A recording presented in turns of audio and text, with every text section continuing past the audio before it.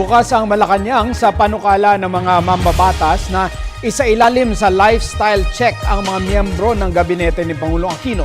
Subalit, iginiit ni PCO Secretary Sunny Coloma na dapat ito ay naaayon sa batas. Sinabi ng kalihim na bahagi ng patakaran ng Administrasyong Aquino ang pagiging transparent ng mga opisyal ng gobyerno.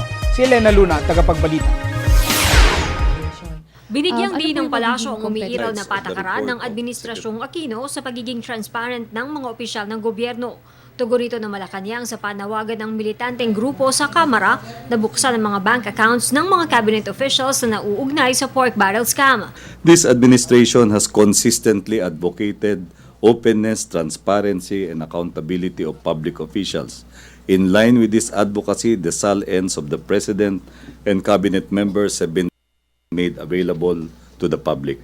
Panawagan ng ilang mambabatas na buksan ang mga bank accounts ni Budget Secretary Florencio Abad, Agriculture Secretary Proceso Alcala at TESDA Director General Joel Villanueva.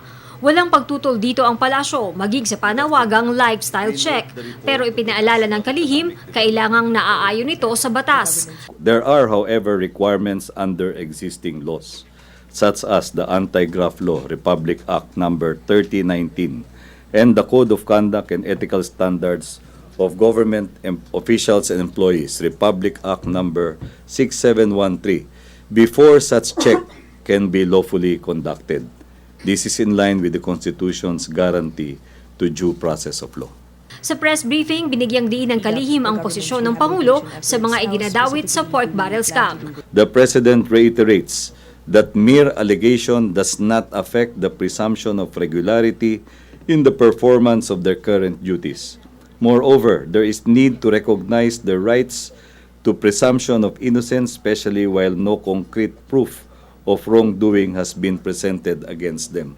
As the President has emphasized, let the evidence point to the direction of the inquiry and let justice be carried out without fear or favor. Para sa Telebisyon ng Bayan, Elena Luna.